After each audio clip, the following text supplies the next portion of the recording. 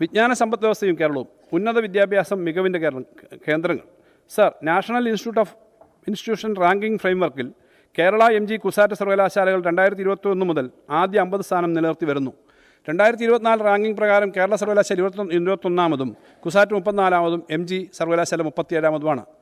Sir, മുൻ ബജറ്റുകളിൽ പ്രഖ്യാപിച്ച സംസ്ഥാനത്തെ സർവകലാശാലകളിലെ പശ്ചാത്തല സൗകര്യ വികസനം നന്നായി പുരോഗമിച്ചു വരുന്നു. അന്താരാഷ്ട്ര ഹോസ്റ്റലിൻ്റെയും ട്രാൻസ്ലേഷൻ റിസർച്ച് സെൻ്ററുകളുടെയും നിർമ്മാണം ആരംഭിക്കുന്നതിനുള്ള പ്രവൃത്തികൾ പുരോഗമിക്കുകയാണ്.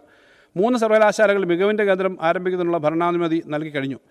സർ, കുസാറ്റിലെ neuro degeneration and brain health മികവിൻ്റെ കേന്ദ്രം സ്ഥാപിക്കുന്നതിന് 69 കോടി രൂപയും MG സർവകലാശാലയിൽ nano science and nano technology മികവിൻ്റെ കേന്ദ്രം സ്ഥാപിക്കുന്നതിന് 62 കോടിയും കേരള സർവകലാശാലയിൽ Thanu Padmanabhan centre for excellence in astronomy and astrophysics സ്ഥാപിക്കുന്നതിന് ഭരണാനുമതിയും നൽകി കഴിഞ്ഞു.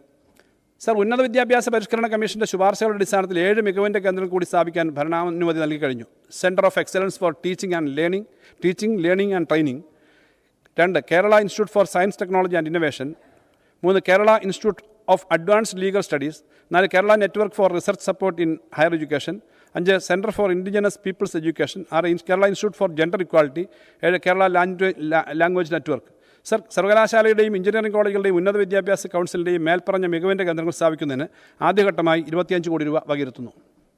സർ, ഗവേഷണ മേഖലയിലെ പ്രവർത്തനങ്ങൾ ശാസ്ത്ര സാങ്കേതിക വകുപ്പിന് കീഴിലുള്ള Kerala school of mathematics, institute four climate change studies, centre for excellence in nutraceuticals, centre for excellence in microbiome എന്നീ സ്ഥാപനങ്ങളെ ശക്തിപ്പെടുത്തി സംസ്ഥാനത്തിൻ്റെ ഗവേഷണശേഷി വർദ്ധിപ്പിക്കാനും നവ ആശയങ്ങളെ ഉൽപ്പാദിപ്പിക്കാനും സജ്ജമാക്കും.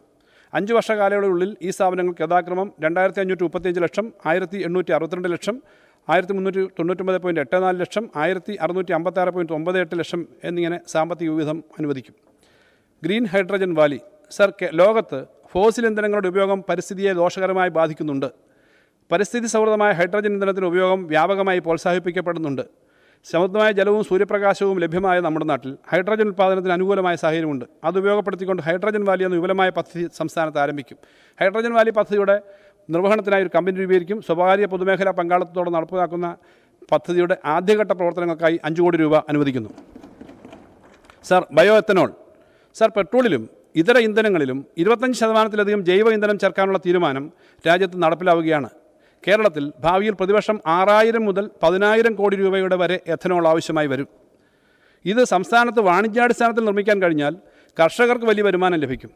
കേരളത്തിലെ കാർഷിക മേഖലയ്ക്ക് വലിയ ഉണർവ് നൽകാനാവും. ഈ മേഖല പ്രോത്സാഹിപ്പിക്കാനും ഗവേഷണത്തിലൂടെ ചെലവ് കുറഞ്ഞ ഉൽപ്പാദന രീതി വികസിപ്പിക്കാനും നടപടി സ്വീകരിക്കും. പദ്ധതിയുടെ പ്രാരംഭ പ്രവർത്തനങ്ങൾക്കും ഗവേഷണ പിന്തുണയ്ക്കുമായി 10 കോടി രൂപ വകയിരുത്തുന്നു.